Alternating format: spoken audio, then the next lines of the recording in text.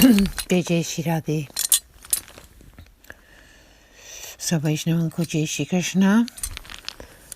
Continuing with Varta 50 on day 70 of the reading of the Dosabhavan Vaishnava Varta, the disciples of the 252 Vaishnava disciples of Sri Gosaiji.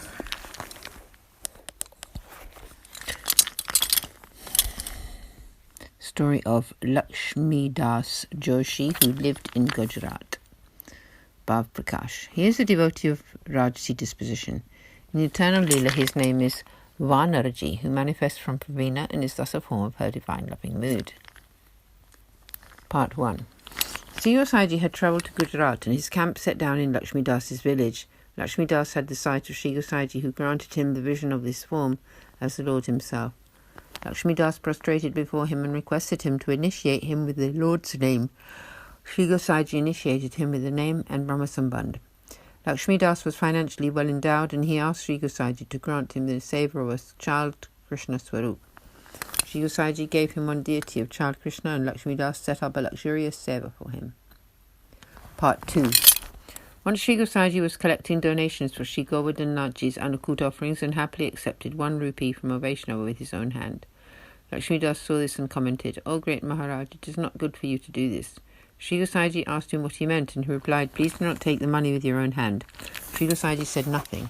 Some days later, Sri Gosaiji felt happy about what Laxmi Das had said. Laxmi Das again said, "O great Maharaj, you are great and you are the Lord himself. You are always fulfilling all needs. That is your intrinsic nature. The moon nourishes the 1800 kilos or uncountable amounts of herbivorous plants every night with its nectar, and yet does not even know that it is he who is giving them life. This is just his nature. However, how to know what may be in another's mind, or how they interpret this kindness in another way?" Bhav Prakash. The meaning of this is that Sri Gosaiji is the Lord himself. He has no lack of funds and is always making huge offerings, such as for the Anukut and other festivals. His nature is to grant grace to embodied souls. For this very reason, Sri Gosaiji accepted the donations from the Vaishnavas towards the Anukut with his own hands.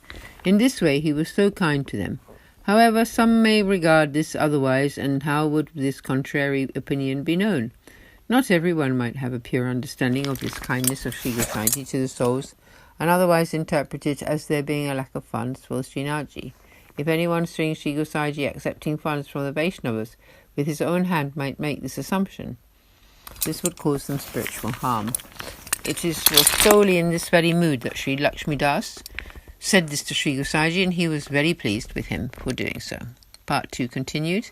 Sri Gosaiji was very pleased that Laxmi Das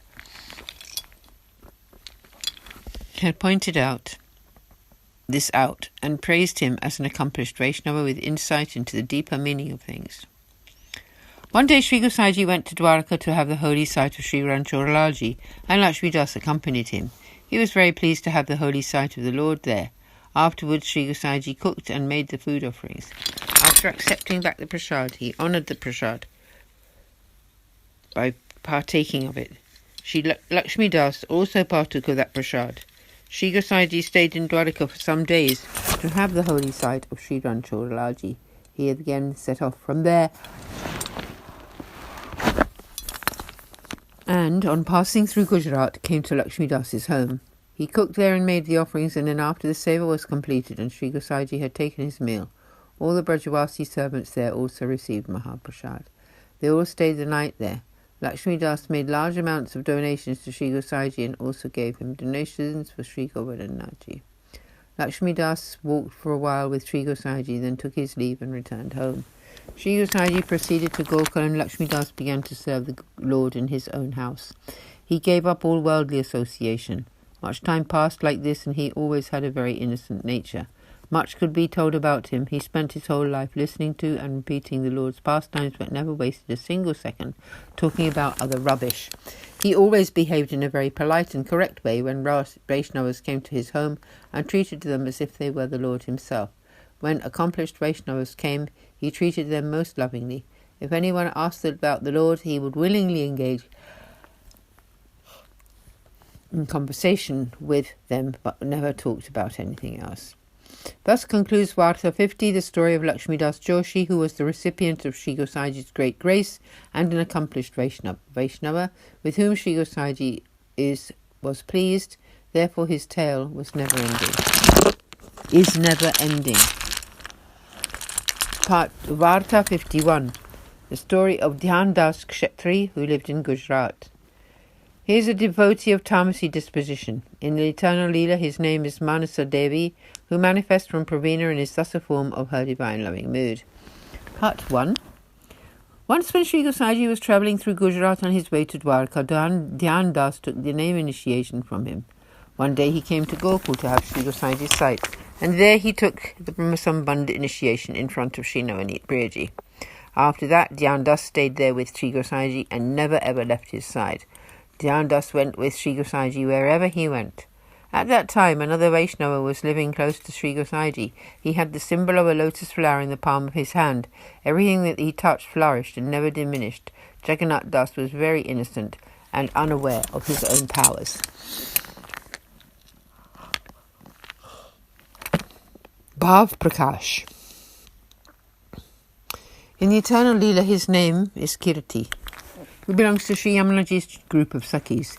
He was born in Gokul into a family of one Kshatriya Vaishnava. Before his birth, his parents had been childless, and his father had thus thought, "If I beget a son, I will offer him to Sri Gosaji." When, through the will of the Lord, their son was born, they named him Jagannath. When he was 10, his father took him to Sri Gosaji and said, "O Maharaj, I had taken a vow that if I should get a son, I would give him to you. Please therefore take this boy, my son, under your wing and engage him in some service." Knowing him to be a divine soul, Sri Gosaji kept him close. Sri Gosaji noticed there was a lotus flower in the lines of his hand. Sri Gosaji therefore made him the treasurer. Thus it was that Jagannath Das lived close to Sri Gosaji and looked after all the donations. He was very innocent and could not tolerate anyone's anguish. If anyone ever came to Sri Gosaji for something, he would give them some of the funds that he had with him. But one continued. Once a fair number of renunciates came to Sri Gosaji. Jagannath Das kept the donation money with him. When they came to ask for some money, he gave them all a few pence. Dhyan Das went and told Sri Gosaji that he was giving his money away to everyone. Sri Gosaji replied to Dhyan Das, "The Lord always helps those who do good." A Vaishnava should never cast doubts upon another Vaishnava when they are free from fault. Anyone who criticizes in this way will assume those faults. You are a Vaishnava and thus fault-free, so why do you cast aspersions upon him? Dhyan Das was very pleased to hear this and decided that from that day forward he would never criticize others, but rather just simply discuss the Lord and his pastimes. He maintained this attitude for as long as he was alive. Thus concludes Varta 51, the story of Dhyan Das, who was the recipient of Sri Gosaji's grace and an accomplished Vaishnava. Therefore, his tale is never ending. Shri Gosaji ki jai ho. Sab Vaishnavan ko jai Shri Krishna. Jai Jai Shri Radhe.